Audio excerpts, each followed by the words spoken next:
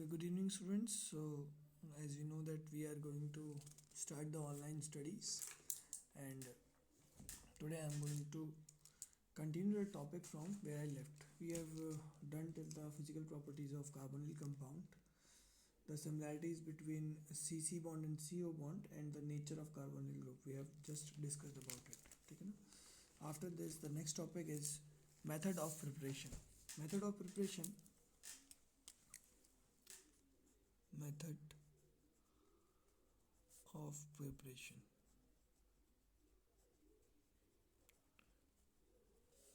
Method of preparation includes the various processes by which we can prepare aldehydes and ketones. Preparation of aldehyde group, that is CHO group, and ketones.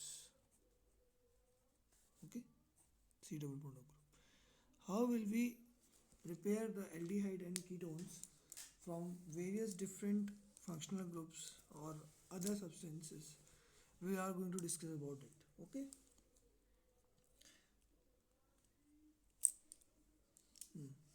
So I have divided this into three parts. First is method of preparation of both the aldehyde and ketones first. Second is method of preparation of aromatic aldehydes only. We will discover the aromatic aldehydes. That means aldehydes with a benzene ring. And the third is method of preparation of aromatic ketones. That means ketones having a aromatic ring. ठीक है ना?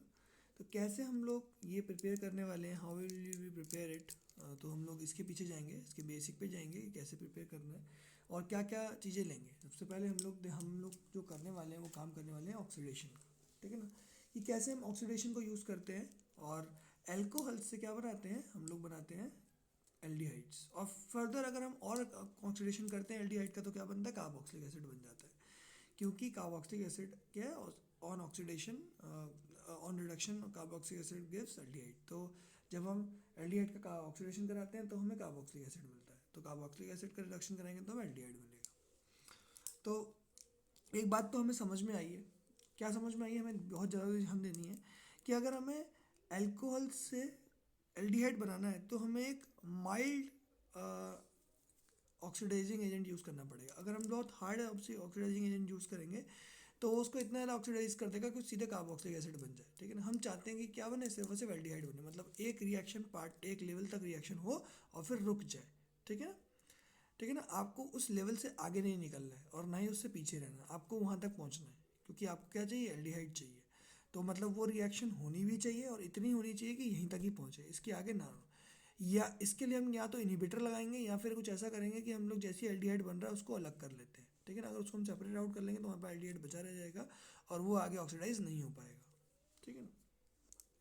तो basically हम लोग करने के वाले, हम लोग यहाँ पर सिर्फ और सिर्फ क्या करेंगे, उसको रोक के रखेंगे. मतलब एल्डिहाइड से, एल्कोहल से सिर्फ एल्डिहाइड बनाएंगे, उसका डिहाइड्रोजनेशन करेंगे. सबसे पहले करेंगे हम डिहाइड्रोजनेशन ऑफ एल्डिहाइड. ठीक. तो first is this is method of preparation of aldehyde ketone, and first is dehydrogenation of alcohols. Dehydrogenation का मतलब होता है कि हमें हाइड्रोजन को निकालना है. If we separate out the hydrogen from our compound then what we will get aldehydes. तो एल्कोहल में से हमें क्या करना है, Cu in presence of Cu is catalyst and 573 Kelvin. What we will get RCHO and H2. क्योंकि हम hydrogen निकालना है तो हाइड्रोजन हमेशा H2 की फॉर्म में निकलेंगे, यानी कि दो हाइड्रोजन हमें निकालने हैं, एक हाइड्रोजन यहाँ से, एक हाइड्रोजन यहाँ से. तो जब दो हाइड्रोजन निकलते हैं तो जो डबल बॉन्ड बनता है वो C और O के बीच में बनता है. तो अगर इसका मैकेनिज्म देखना है तो मैं आपको मैकेनिज्म ऐसे दिखा सकता हूँ. देखेंगे क्या हुआ यहाँ पर, CHO, ये H और ये H हीट अप करने के बाद क्या कर जाते हैं, लीव कर जाते हैं. और RC single bond H single bond O, यहाँ पॉजिटिव या नेगेटिव, ये क्या करते हैं, ये आपस में फिर बॉन्ड बना लेते हैं और क्या बनता है, बॉन्ड बना लेते हैं और क्या बनता है, RCHO ग्रुप बन जाता है। दिस इज द मैकेनिज्म, ठीक है ना, and we finally get H2 gas here, ठीक है। This gas is liberated when the formation of aldehyde occurs, ठीक है। तो एक बहुत इंपॉर्टेंट बात, अगर यहाँ पर हमारे पास अल्कोहल प्राइमरी था, that is 1 degree alcohol, alcohol give aldehyde, यहाँ एल्डिहाइड बनेगा। और यही अगर ये RCHOHR, that means 2 degree alcohol होता, और मैं यहाँ पर सेम काम करता, दैट मीन्स मैं इसका डिहाइड्रोजनेशन करा था, तो क्या होता है, जो CH यहाँ जुड़ा हुआ है और ये H था, ये निकल जाते हैं और यहाँ बनता RC double bond OR, that means we will get a ketone. यहाँ पर हमें क्या मिला था, aldehyde. So now we can see the form method of preparation for both aldehyde as well as ketone. 2 degree में ही होगा। अच्छा, 2 डिग्री में हमारा ये बन के आया। फॉर एग्जाम्पल अगर 3 डिग्री होता तो क्या होता, अब 3 डिग्री है तो उसके बाद अल्फा हाइड्रोजन है ही नहीं, ठीक है ना, there is no hydrogen that can be replaced with hydrogen, hence when there is 3 degree alcohol, when there is 3 degree alcohol, तो यहाँ पर हमारे पास क्या होता है, यहाँ पर हमारे पास एक एल्कीन बनता है। क्या बनता है, हमें पर एल्कीन बन के आता है, double bond CH2 and water is released, ठीक है ना। हीट करते हैं तो हमको क्या मिलता है, यहाँ पर ये एल्कीन मिलता है, we get a alkene, not a primary alkene, it is a secondary alkene, secondary alkene is what we got here, ठीक है ना। तो इसको याद रखेंगे, ये बहुत इंपॉर्टेंट हमारे पास 3 डिग्री अल्कोहल पे तो बहुत इंपॉर्टेंट रिएक्शन है हमारी। 3 डिग्री अल्कोहल पे हमें क्या मिलता है, एल्कीन मिलता है और वाटर मिलता है, ठीक है ना। काफ़ी इंपॉर्टेंट रिएक्शन है, इसको ध्यान रखेंगे। तो जनरल रिएक्शंस आप देख सकते हैं, इसके लिए जनरल रिएक्शंस मैंने कुछ ऐसी जनरल रिएक्शंस लिख रखी हैं आपके सामने। These are the general reactions कि हम लोग अल्कोहल, एक प्राइमरी अल्कोहल के साथ हमने क्या किया, Cu को लिखा 573 केल्विन पे, तो हमें क्या मिलता है, यहाँ पर मिथिनॉल मिलता है और H2 मिलता है। ये प्राइमरी था एकदम, फ्रॉम 1 डिग्री, मतलब ये सबसे लोएस्ट फॉर्म है, तो हमें यहाँ पर मिथिनॉल मिला है। यहाँ पर अगर इथेन लगा देते हैं तो यहाँ पर इथेनॉल मिलेगा, इसको हम एसिटाल्डिहाइड भी बुलाते हैं, ठीक है ना। अगर यहाँ पर 2 डिग्री होता तो हमें यहाँ पर क्या मिलता, एसीटोन और प्रोपेन, विल गेट एसीटोन और प्रोपेन। यहाँ पर क्या है, हमारे पास 2 डिग्री है, ठीक है।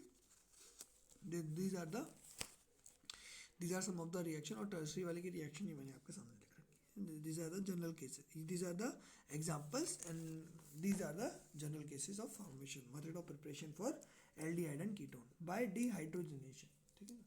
Second method is by oxidation. By oxidation किसका कर रहे हैं, अभी भी हम एल्कोहल का ही कर रहे हैं, ठीक है ना।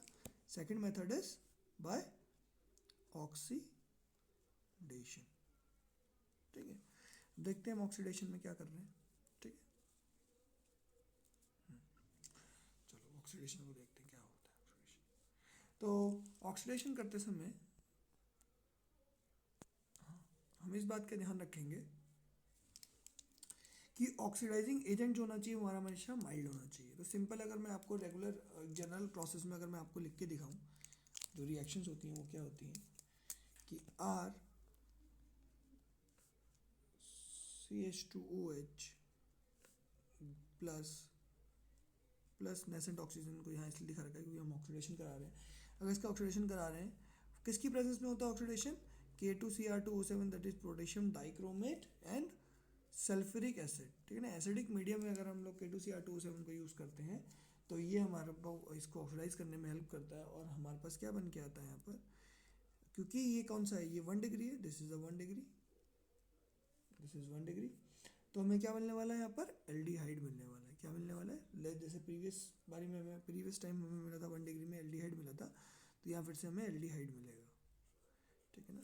लेकिन यही अगर यहाँ पर 2 डिग्री होता, फॉर एग्जांपल RCH2 RCHOH यहाँ लगा हुआ है, 2 डिग्री के साथ होगा तो हमें यहाँ क्या मिलने वाला है, हमें यहाँ पर मिलेगा सेम K2Cr2O7 डालेंगे यहाँ भी, और यहाँ भी H2SO4 डालेंगे, हमें यहाँ क्या मिलेगा, एक कीटोन मिलेगा, वाटर रिलीज करेंगे।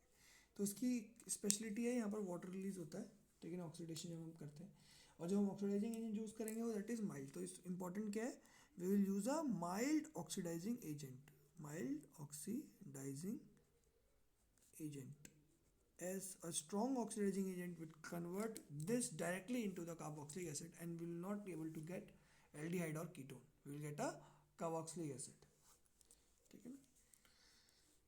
सिमिलरली अगर हम यहाँ पर एक बेंजीन रिंग लगा देते, बेंजीन रिंग होती है हमारे पास, तो CH2OH, हमारे पास क्या बन के आता, हमारे पास एरोमेटिक एल्कीन बन के आते, ठीक है, जनरल केस में ले लिए। तो यहाँ आप जो बनाएंगे वो क्या बनाएंगे, ऐसे ही एक बेंजीन रिंग बना लेंगे और यहाँ पर एल्डिहाइड बन के आ जाएंगे। This is a general case, ठीक है ना। और सेकंड केस क्या है हमारे पास, अगर हम लोग इसमें सिंपल एक RCHO ग्रुप रखेंगे, हाँ अच्छा ये काम हम कर रहे थे। तो अगर इसमें और अगर मैं फॉर एग्जांपल इसमें अगर मेरा ऑक्सीडाइजिंग एजेंट बहुत अच्छा होता, अगर मैं और ऑक्सीडाइजिंग एजेंट डालता इसमें और इससे रिएक्शन कराता, तो मेरा बन जाएगा यहाँ पर RCOOH, ठीक है ना। यहाँ हमारा क्या बन जाएगा, सीधे जब ये ऑक्सीजन इस पर अटैक करेगा तो ये RCOOH बन जाएगा, और जिसको हम क्या कहते हैं, जिसको हम कहते हैं कार्बोक्सिलिक एसिड। तो हमें ज़्यादा oxidising agent, strong oxidising agent नहीं डालना है, तो क्योंकि अगर स्ट्रॉन्ग ऑक्सीडाइजिंग एजेंट डालेंगे तो फर्दर ये रिएक्शन हो जाएगी, जो रिएक्शन अभी हमें नहीं चाहिए, because we are preparing aldehyde और कीटोन। कीटोन के केस में भी क्या होगा, दो हमारे पास COOH और RCOOH, ठीक है ना, दो ग्रुप्स हमारे पास निकल के आ जाएंगे। तो यहाँ पर भी मैं ये नहीं चाहूँगा कि मेरा क्या हो जाए, मेरा ऑक्सीडेशन बहुत फास्ट हो जाए और ये क्या बन जाए, सीधे एल्डिहाइड बन जाए, ठीक है ना। तो हम नहीं चाहेंगे कभी भी ऐसा हो। तो this mild oxidising agent is use, ये इसको इंपॉर्टेंट है, इसको लिख लेंगे कि व्हेनेवर, लिख लो इस चीज़ को, आप लोग लिख लो इसमें लिखो, whenever the oxidation of alcohols are done, it is done with a mild oxidizing agent so that it doesn't convert into carboxylic acid। ये आप लिख लीजिए, ठीक है ना, इंपॉर्टेंट लाइन है, इसके ऊपर कई बार क्वेश्चन आ सकता है कि हम लोग क्या यूज़ करते हैं। ये बात हमने बायोमोलिक्यूल्स में भी पढ़ी थी, जब मैं आपको बता रहा था कि हम लोग को कब माइल्ड ऑक्सीडाइजिंग एजेंट यूज़ करना है, जब हमें COH ग्रुप दोनों तरफ चाहिए ऊपर नीचे, तो हम लोग क्या करते थे, उसमें स्ट्रॉन्ग ऑक्सीडाइजिंग एजेंट यूज़ करते थे, वरना हम लोग ब्रोमीन वाटर से उसको क्या कराते थे, ऑक्सीडाइज कराते थे, और एक तरफ COH आ जाता है, जिसमें हमें सैलिसिलिक एसिड मिल जाता था, ठीक है। ठीक है, तो नेक्स्ट हम लोग क्या करने वाले हैं, सेकंड मेथड देखने वाले हैं। सेकंड मेथड जो हमने देखनी है वो है, कीटोन्स बना लिए हमने, yes, bye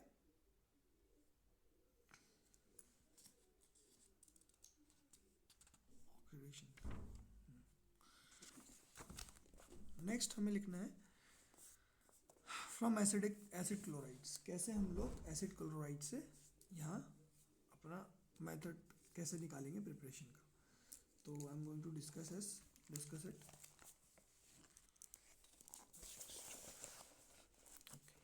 you can turn your screens, because अब मैं ऐसे लिखने वाला हूँ, एक मिनट ऐसे ही लिख लेते हैं, थोड़ा सा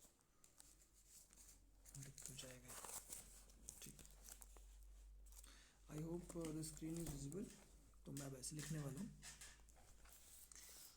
ठीक। तो next is from acid chlorides, लिखता हूँ मैं आपके लिए, फ्रॉम एसिड क्लोराइड्स, ठीक। तो स्टूडेंट्स इस बात को ध्यान रखेंगे, जब एसिड क्लोराइड से हम लोग एल्डिहाइड बनाते हैं, हम लोग सिर्फ हाइड्रोजन के साथ उसकी रिडक्शन करवाते हैं, ठीक है ना, in the presence of some catalyst, ठीक है ना, और जस्ट रिडक्शन करवानी है उसकी, और हमें क्या मिल जाएगा, वहाँ पर एल्डिहाइड मिल जाएगा, और साथ में हमें एक एसिड मिलेगा, ठीक है। तो एसिड क्लोराइड्स क्या होती है, एसिड क्लोराइड्स, तो RCOCl, this is a acid chloride. अभी हमने थोड़ी देर बाद पहले बात किया था कि एसिड के जो आपके जितने भी डेरिवेटिव्स होते हैं वो क्या होते हैं, दीज आर एसिड क्लोराइड्स। अगर यहाँ क्लोरीन लगा हुआ तो एसिड क्लोराइड कराएगा, ब्रोमीन लगा तो एसिड ब्रोमाइड कराएगा। तो एसिड हैलाइड्स के बारे में हमने थोड़ा टाइम पहले पढ़ा था जब मैंने आपको क्लास में बताया था। और हमने ये भी पढ़ा था कि और कितने इसके अमाइड्स होते हैं हमारे पास, ठीक है। तो एसिड के बहुत सारे डेरिवेटिव होते हैं, उसमें से एक डेरिवेटिव ये है, ठीक है ना। इसको रोजनमंड रिडक्शन भी बुलाया जाता है। इसको किस नाम से बुलाते हैं हम लोग, ये इंपॉर्टेंट है, मैं लिख दे रहा हूँ।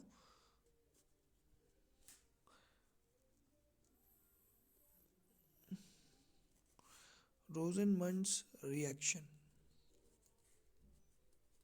ठीक है ना। इसको हम रोजनमंड रिएक्शन के नाम से बुलाते हैं। हम यहाँ पर एक एसिड क्लोराइड उठाते हैं, दिस इज एसिड क्लोराइड, यहाँ मैंने इंपॉर्टेंट लिख लिया है इसको, एसिड क्लोराइड। इसको हमें क्या करना है, सिर्फ रिड्यूस कराना है, reduce in presence of hydrogen. हमें हाइड्रोजन के प्रेजेंस में इसको रिड्यूस करना है, हाइड्रोजन से इसे रिड्यूस कराएंगे और यूज़ करेंगे हम लोग एक कैटलिस्ट जाइलिन नाम का, ठीक है ना। इंपॉर्टेंट है इसमें कि हम कैटलिस्ट क्या यूज़ करते हैं, जाइलिन यूज़ करते हैं, ठीक है ना। This xylene is use. और एक पैलेडियम का कैटलिस्ट है हमारे पास, PDBaSO4, ओके। तो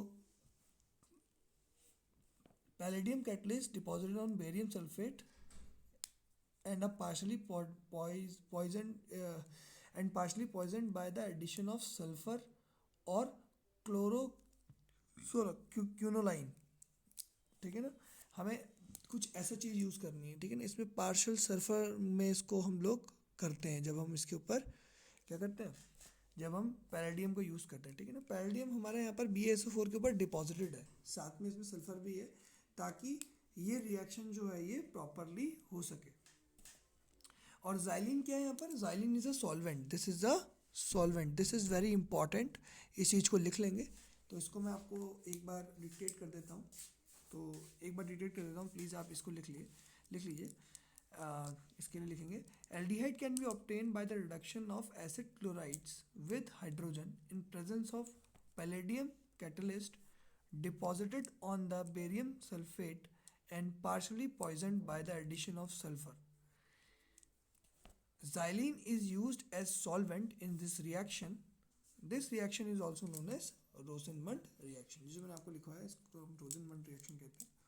और यहाँ पर हमारा क्या बनेगा, हम लोग क्या बना रहे हैं, एल्डिहाइड बना रहे हैं। RCHO will be formed with presence in the presence of a acid. क्योंकि यहाँ एसिड क्लोराइड है तो हमारे पास HCl बनेगा। अगर एसिड ब्रोमाइड होता तो HBr बनता हमारा, ठीक है। तो अगर जनरल केस की बात करूँ तो यहाँ पर H की जगह CH3 लिख लेते हैं, CH3COCl in the presence of same ऊपर वाली चीज़। तो यहाँ लिखेंगे CH3CHO प्लस HCl, ठीक है। केस अगर मैं ले लूँ कोई बेंजाइल का, फॉर एग्जांपल बेंजाइल का एसिड डेरिवेटिव है, तो सेम यहाँ पर हम लोग यूज़ करेंगे और यहाँ हमारा बनेगा benzaldehyde,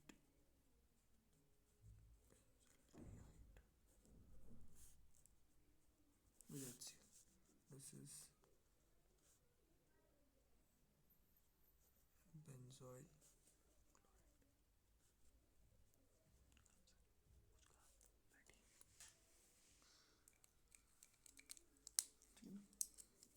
for the preparation of ketone we have to react acid chloride with dialkyl cadmium, okay. This dialkyl cadmium act as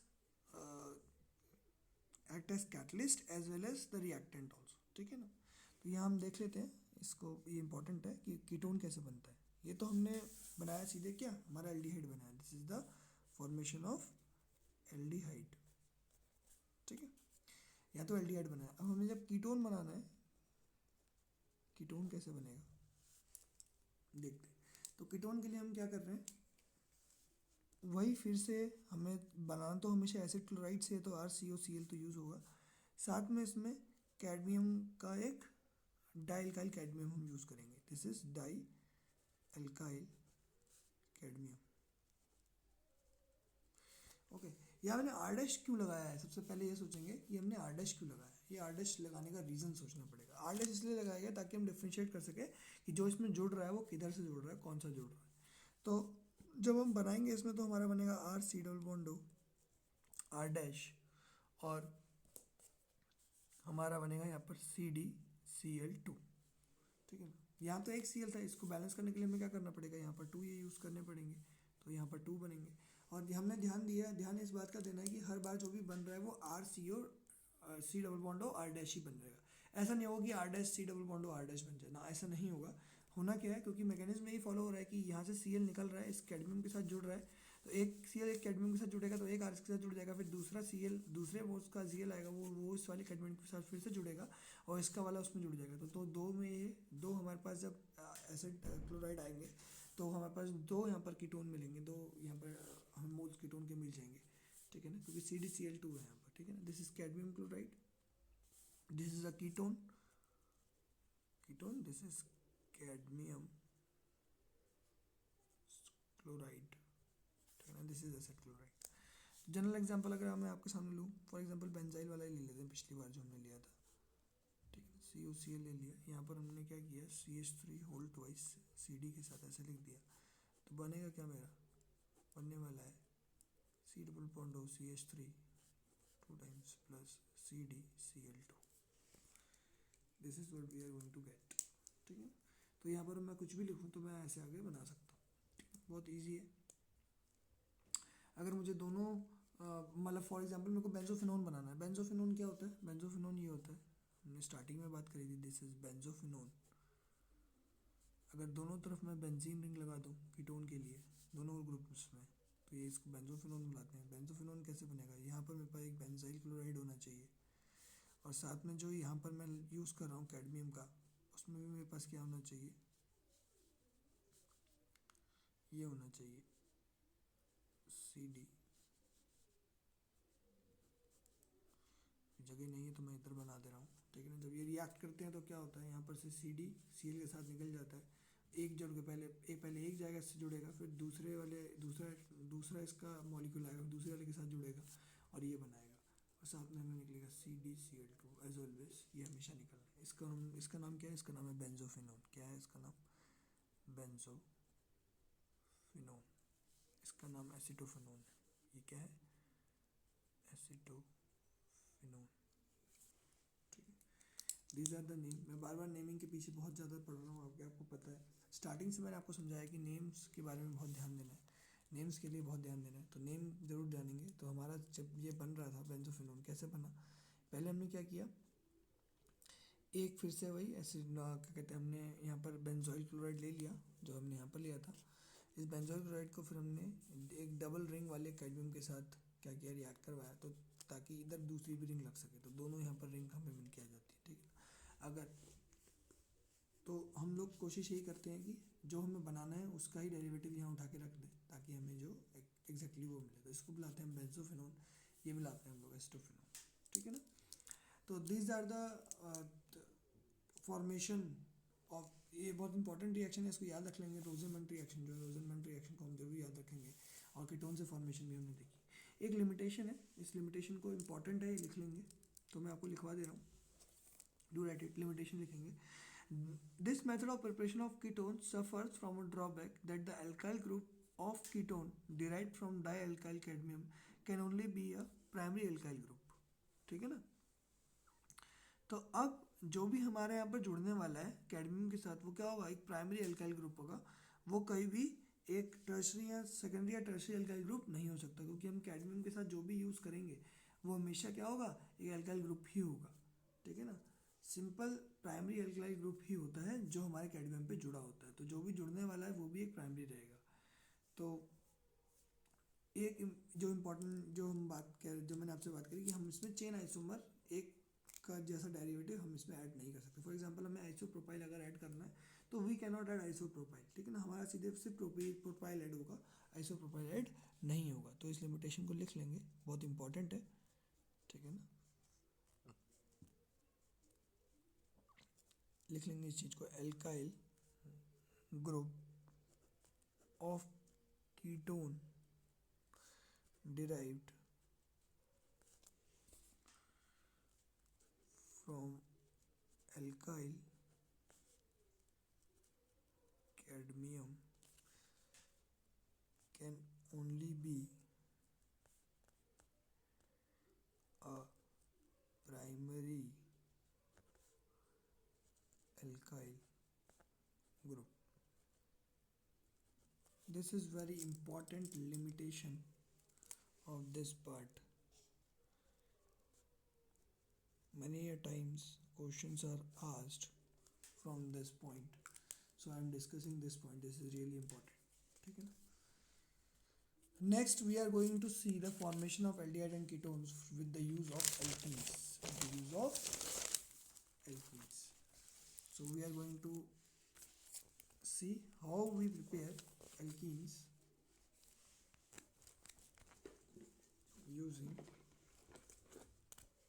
how we are going to prepare the alkenes. Okay, so we'll see it. From alkenes we will prepare the aldehydes. So the method is named as reductive ozonolysis. Reductive ozonolysis कहाँ से use करेंगे, लिख लेते हैं. From alkenes.